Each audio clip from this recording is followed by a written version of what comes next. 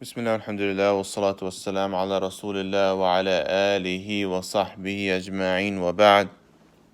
Is the first class of the Risala of Ibn Abi Zayd Al Qayrawani Al Maliki, known as Malik Al Saghir, the small or young Malik. He was born 310 Hijriya and he passed away 386. This book that we're studying is over 1,000 years old, and it's one of the earliest works that reached us in the Maliki school. And any path the Maliki school is going to go through this book one way or another because it's so important. And Ibn Abi Zayd was one of the biggest scholars in the madhab. So of course this book starts with the Aqidah section.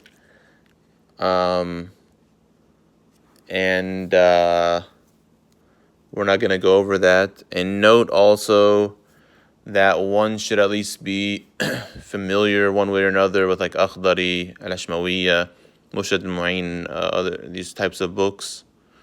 Even like Al-Izziyya or something like that before coming here, because this is somewhat of an intermediate text in the school. So it's definitely something that would be better for everyone to at least be familiar with the earlier books, if not have finished at least one or two or all of them. Continuing inshallah, bismillah, alhamdulillah, wa salatu wa salam ala rasulillah wa ala alihi wa sahbihi ajma'in wa ba'd. So we're going to start with the first thing with wudu. Bab ma yajibu minhu al-wudu'u wal-ghusl. So this is the opening chapter after the Aqidah section, of course, that we're not going to do. And this is from what's obligatory, what necessitates wudu and what necessitates ghusl. The wudu, of course, being the ablution that we all know, and then the ghusl is the Islamic shower. So al-wudu, in al-wudu with the dhamma is the fi'l, the actual action of making wudu, and then with the fatha, al-wudu is the water. Al-wudu yajibu lima yakhruju min ahad al-makhrajayn min bawlin aw gha'itin aw rih. أو لما يخرج من الذكر من مذي مع غسل الذكر كله منه وهو ماء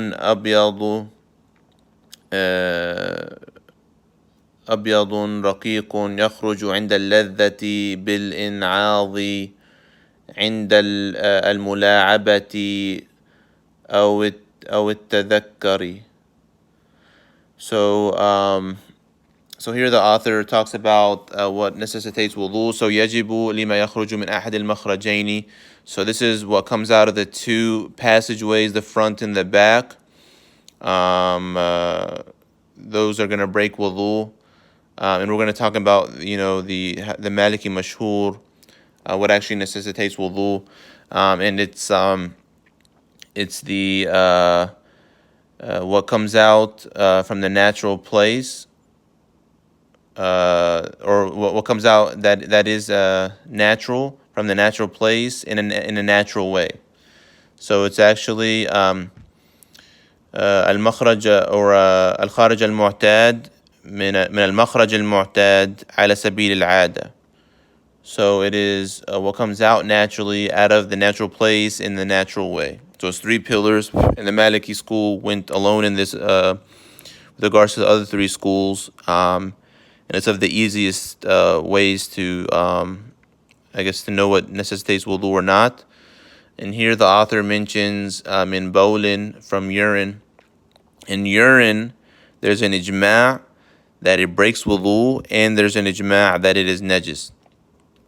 So, and of course in the Maliki school, in the Maliki mashhur, and the Hanafi, or the Maliki, the Shafi'i, and the Hanbali mashhur, are that you need to wash with pure and purifying water in order to remove impurities. And the Hanafis say that anything would remove impurities as long as it's gone. So yeah, that's the hukum for bowl. That there's an ijma' that it is that it breaks wudu, and there's an ijma' that it is najis, is impure. Oh, gha'itin, gha'it is defecation, or number two, and there's an ijma' that it breaks wudu, and there's an ijma' that it is najis, impure, and you need to clean that with pure and purifying water. Oh, rih is passing wind or passing gas. And this there's an ijma' that it breaks wudu, and it's not najis, right? So you don't need to clean, if you pass wind. أو لما يخرج من الذكر من مذي مع غسل الذكر كله. So, and then what comes out of here tells us about the male private part, but note that the woman has similar rulings. Yeah, but here it just mentions the male private part. In medhi, medhi is the pre-seminal fluid, and the ruling for this is that there's an ijma' that it breaks wudu, and there's an ijma' that it's najis. Yes. So of course you need to clean it with purifying water, but the Malikis have something a little different. مع غسل الذكر كله. So, and you have to wash the male private part if it comes out. Right? You have to clean, so not only, clean the medhi itself, the pre-seminal fluid, but you have to clean the private part as well. Not the scrotum, or the anus, just the male private part. Right? And this is ta'abbudi. We don't know the reason why. Obviously the hadith says, to do so. So, but like, for example, like the Hanafi school and the Shafi'i school say that if you just clean the najasa, then it's fine. And even the Iraqi Malikis, they go with that as well. Like, they don't go with washing the private part. They just believe in washing the impurity itself. منه وهو ماء أبيض رقيق. So this is a water that's white and it's light. يخرج عند اللذة, and it comes out, during that pleasure that one feels. And this is the لذة الصغرى. And there's two types of لذة الصغرى, لذة الكبرى. The small and the big or major, pleasure. So the pre-seminal fluid is going to be the minor one, or the smaller one. بالانعاض عند الملاعبة أو التذكر. So this can happen, with playing with your wife, like foreplay, different types of intimacy, touching, and so on. Even remembering or thinking about sex, or maybe things you shouldn't even be thinking about. This can cause you to release pre-seminal fluid. And note again that these rulings mostly are from man and woman. The woman, though, struggles at times to differentiate between the different liquids that come out, and the man as well. But we have so this is again, the ruling for medhi is that there's an ijma' that it requires wudu, and there's an ijma' that it's najis. And note as well, when I say ijma', this is of course the four schools agreeing, right, which is important. And that's a type of ijma', but really, this is like, all the scholars, right? So an ijma' is a consensus of the scholars. There's no disagreement. So that means you don't even have to like it's a done deal. You don't have to even go into it, because there's a consensus that this is the case. وأما الودي فهو ماء أبيض خاثر يخرج غالبا بإثر البول فيجب منه ما يجب من البول. So the al-wadi, what is the ruling of wadi? Wadi is the ruling is there's an ijma' that it requires wudu, and there's an ijma' that it's najis. So you have to clean with pure, purifying water. But, so what is it? It's a water, a white type of liquid that comes out most of the time with urine.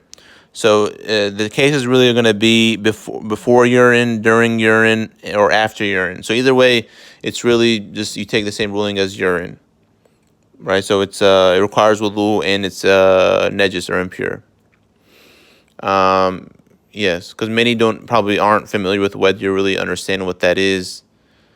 And I believe they actually translate it to like prostatic fluid in English. Allah subhanahu wa ta'ala knows best. وأما المني فهو الماء الدافق الذي يخرج عند اللذة الكبرى بالجماع ورائحته كرائحة الطلع. And then the mani, this is the actual semen or seminal fluid. This is the liquid that comes out with force, and it comes out during the big ladda, the kubra. So we mentioned there's two types of ladda. Ladda is sughra. The minor one is going to be the medi, the pre-seminal fluid, and then the major one is going to be the mani, the actual ejaculation itself. It comes out with force, and again for the man or woman, and it normally comes out, of course, during intercourse between the man and woman that are married. Of course, it can happen, in haram ways as well. But the thing is the ejaculation and the smell of it here, the being likened to the tal'. Tal' is one of I believe the 7 stages that we know to be the date, right? So it's like in the early stages of the date, and it's like a sweet type smell. And obviously if you experienced it, then you would know kind of how the dynamic of the semen or the sperm is. So some say why did the many, why is it mentioned here? Right, so we're talking about wudu. So is the author just going ahead and putting all the liquids that come out right here, which is a possibility, or are we saying that it is something that breaks wudu? So we know the ta'rif in the Maliki school. So it's something that comes out naturally from the place that's natural in a natural way. So the many, comes out, of course, with force, right? And it comes out, obviously through ejaculation and with regards to intercourse, whether halal or haram. So what if it comes out unnaturally? Then this would require wudu. This would require wudu, like, for example, taking a hot shower, and, it allowed you to ejaculate. Like sperm came out, right? This is, of course, unnatural. Or you're riding a horse, for example, and it comes out. So there's a natural way that you would expect that sperm would come out. So if it comes out unnaturally, then it would break wudu and not require ghusl. But note as well that according to the Malikis and Hanafis, the mani is najis, and you need to clean that with pure and purifying water, according to the Maliki school. But of course, it's pure according to Imam Shafi'i and Imam Ahmad. So وَمَاءُ الْمَرْأَةِ, in the water with regards to the woman, مَاءٌ رَقِيقٌ أَصْفَرٌ يَجِبُ مِنْهُ الطُّهْرُ. And the liquid for the woman, it is a light type of liquid that's yellow, and it requires tuhur. It requires a Islamic shower, of course, if it comes out in the natural way. فَيَجِبُ مِنْ هَذَا الطُّهْرُ جَمِيعِ الْجَسَدِ كَمَا يَجِبُ مِنْ طُهْرِ الْحَيْضَةِ. So you have to take a shower, an Islamic shower, clean the whole body. You have to clean the whole body. We're talking about ghusl later, just like for the hayd, the period. And again, so note that the man and woman have the same rulings with regards to the liquid. It's just about kind of differentiating what liquid it is, but and to understand the ta'rif in the Maliki school, that it is the easiest of the schools, that even worms or stones, may Allah protect us, if they come out of the back passage, for example, that doesn't break wudu. if blood comes out of one of the two passages, that's unnatural and that doesn't break wudu, right? Obviously, it's a defect. It's something that is unnatural. And in the Maliki school, again, this is one of the mufradat, going against the other three schools. So even like blood, wherever that comes out from the top or bottom or anywhere doesn't break, throw up, pus, so again, you have to know that ta'rif, and it's really, it'll make things easier because you can put every category in there and it'll be easy, inshallah. So that's it for now, inshallah. Wallahu a'lam wa sallallahu ala nabina Muhammad wa ala alihi wa sahbihi ajma'in.